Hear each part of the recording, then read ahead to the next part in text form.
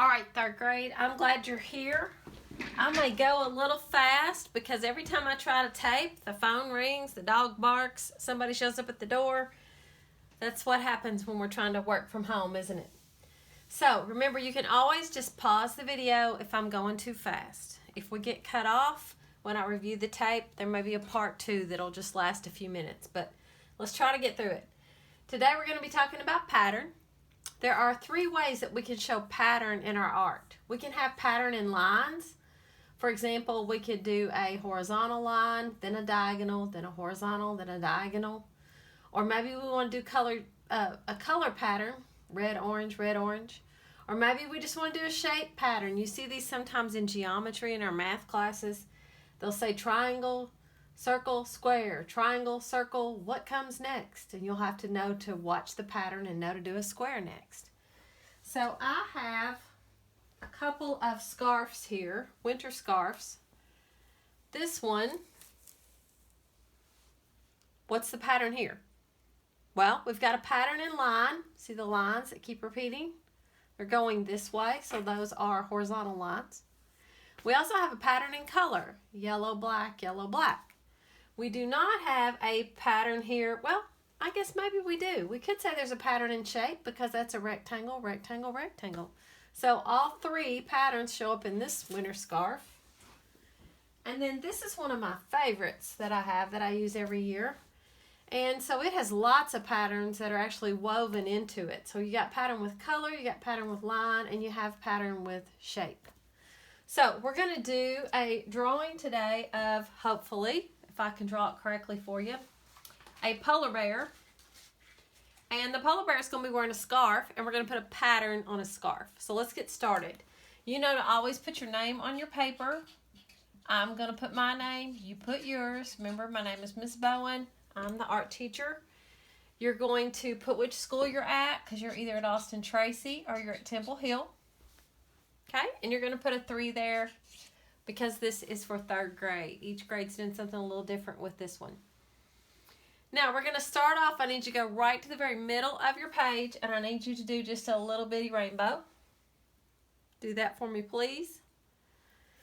Then I need you to do a slight V on the end of that. That's going to be the snout or the nose of that polar bear, or the tip of it anyway.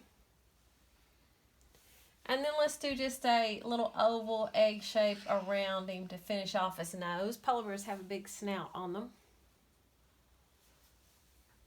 And then let's give him some eyes right here. And we're going to make the eyes small so that we can really show how big that nose is. Okay?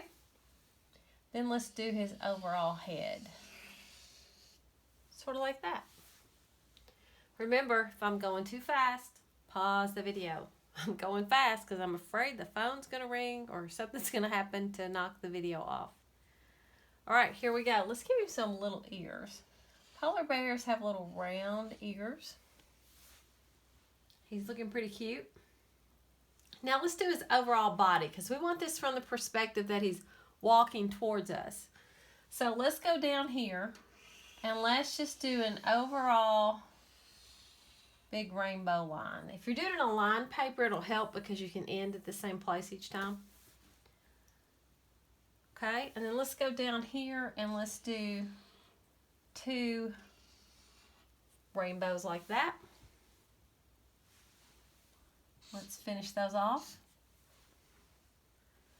Let's do some little curved lines here so that looks like his claws. And then let's do one more arched rainbow right here to kind of look like the opening between his 2 legs. I think that will work. Now we're going to need a scarf around his neck. So we're going to try to stay the same distance all the way around. We're going to go behind the ears there and down to the body. Okay? Let's do the same thing here. And down. And then we're going to have the ends of the scarf fly out like that. And let's put a knot here as if the polar bear, for some reason, knotted the scarf around his neck. Silly, I know. Humor me. Now, it's kind of hard to determine, to really differentiate what this is. So we need to put our pattern in there so we can tell it's a scarf around our polar bear, because remember the polar bear is white. So what we want to do is we want to do some lines in here. So let's just separate this scarf into sections. And if you will use a slightly curved line,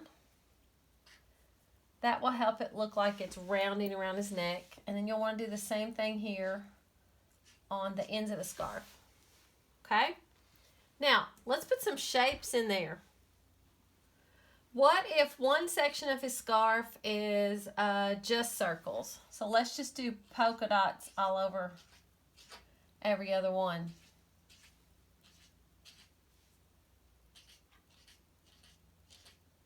All right, just polka dots in those.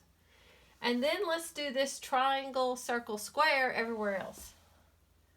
Triangle, circle, square. Triangle, circle. Okay, let's go over here. Triangle. I'll make it look like part of the circle around his ear. Square, and then let's do triangle, circle again. We'll go back over here and we'll do triangle, circle, square, triangle, circle, square. And then let's do some more patterns on his scarf here. We can make this part just be the circles, and then maybe do a triangle here on these. Maybe a square in the bottom. I don't know. You can figure that out. Now, we've got our polar bear. You've drawn a scarf on him. I need you now, if you have crayons, to do the color part that's a pattern. Maybe you want to do this this part red, this one yellow, red, yellow, red, yellow. Maybe you want to make every one of the triangles green. It's up to you to discover a color pattern. Now, if for some reason you do not have crayons at home, and hey, I understand, we may not have those kind of supplies, you can just use your pencil and just shade in a few here and there to create a pattern, okay? Now here's how you turn it into me. Not everybody has access to a camera. Not every device they're watching this on will let them take a picture and upload it into Google Classroom. And not everybody even has a phone that takes a picture where they can email it to me. So if you just hit the submit button here in Google Classroom, hit submit, even though you're not turning like a picture or anything back in, and just say in the comments, hey, I did it, and hit submit, I will give you credit. It sends me an email and it tells me that you've put a comment in, that you did it, and then I go to Google Classroom and I give you credit for it. So I don't want your parents coming home at night thinking, how am I going to get this emailed to a teacher and you losing the picture? I don't want any of that. So if you have the ability to take a picture and you want to upload it onto Google Classroom, I love to see your art. Love it, love it, love it. I wish we were in person, in class, and I could see everybody's and we could show them off. But that's not happening right now. So just hit submit. I'll give you credit. If you can take a picture, upload it here in Google Classroom or send it to me on email, because like I say, I love to see them. But if you can't, it's okay. Just hit submit. I'm going to trust you. I'm going to believe you drew your polar bear, and I'm going to give you credit. Have a great day, third graders. I love you. I miss you. I hope to see you soon.